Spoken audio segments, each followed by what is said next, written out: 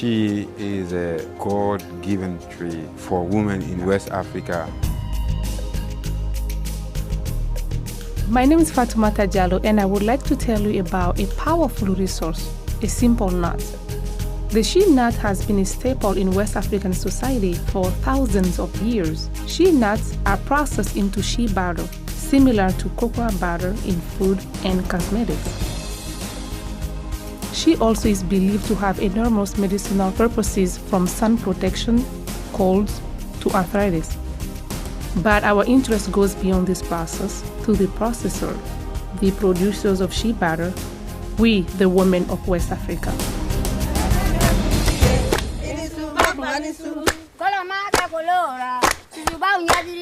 It's just those really basic things that we need to start helping the women understand. We're here because they're here, and we're excited to be here because we see that there is an opportunity for all of us to share with one another and really learn from each other. Rahama Wright, a native New Yorker and former Peace Corps volunteer, has created an organization to help facilitate shea butter production in West Africa. Shea Yelin's mission is to create economic opportunity for the rural women of Mali. Also present on the Shea Yelin team are her Malian partners Mahamadou Koulibaly and Bourema Traoré. This isn't the end, this is the beginning to something larger. The more the women are organized, the better we can have resources come to them. The idea that we have, if we combine it together, we could do great things for those women who are in need all over the world, not only in Mali, not only in Africa, but all over the world.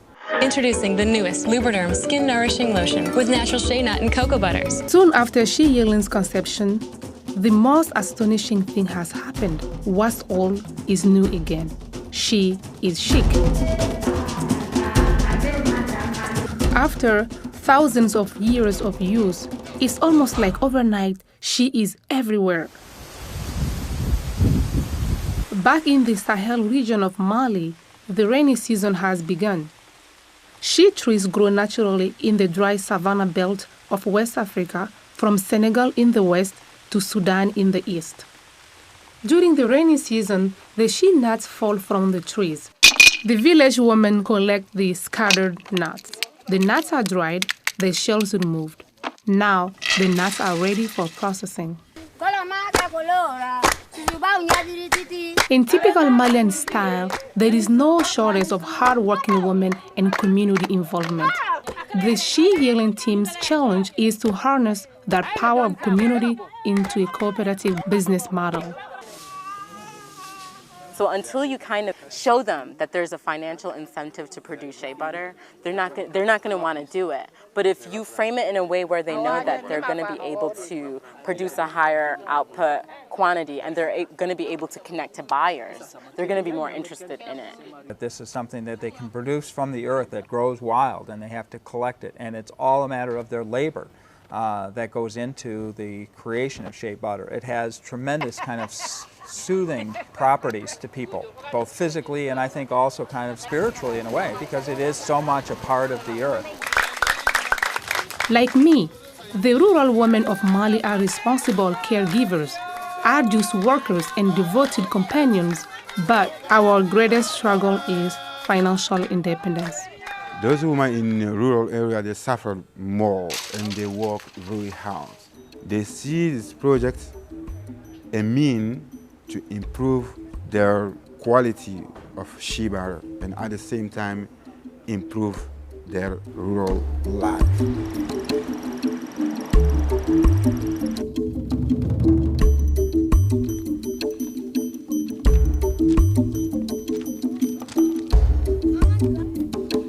Financial hardship drives some women from their tranquil rural lives to the market in Bamako.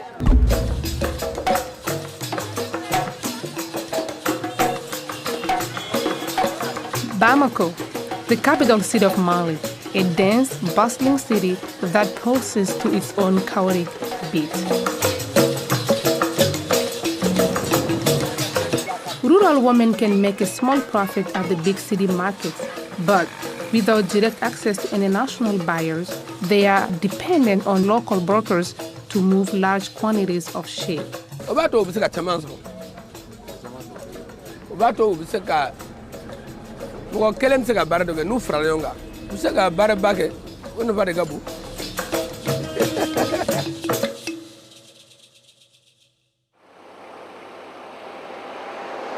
This is Zanchebugo, a small village 150 miles south of the capital city of Bamako. On the edge of town, in a grove of shea trees, something inspiring has taken root: the Women's Union of Zanchebugo. This cooperative, operated by a group of local women, manages the process and merchandise of their own brand of shea butter throughout West Africa.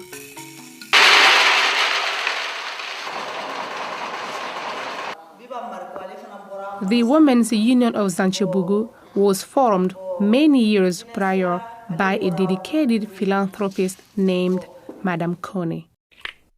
A progressive, free-thinking widow, Madame Kone transformed her mother's dowry into a compassionate pursuit to create financial solidarity for the women of Mali.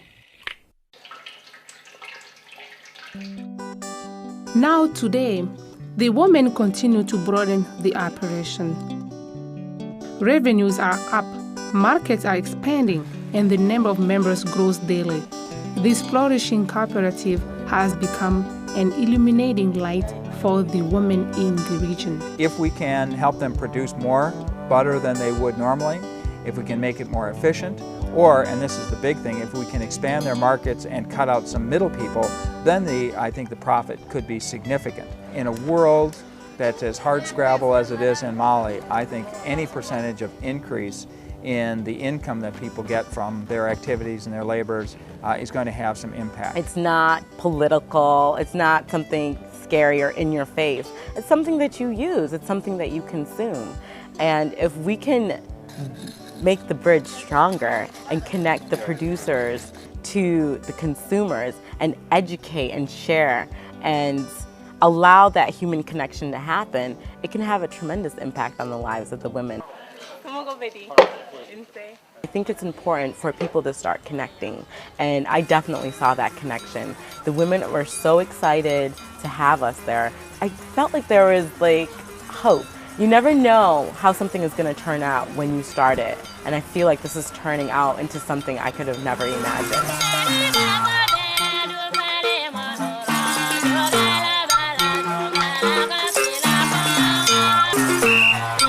The light of Africa. At times golden, occasionally flickering but always profound.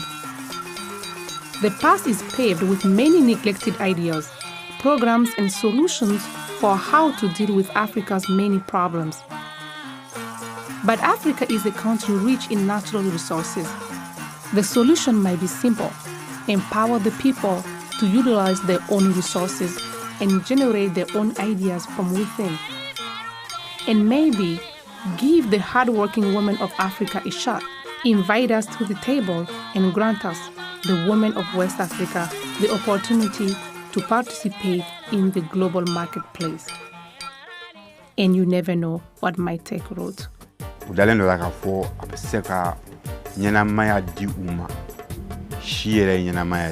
believe that she will bring life, will bring more energy in their life, because she self is alive.